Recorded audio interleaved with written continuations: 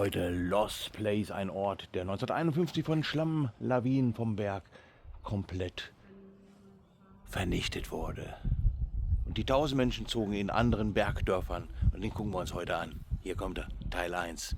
Lost Place.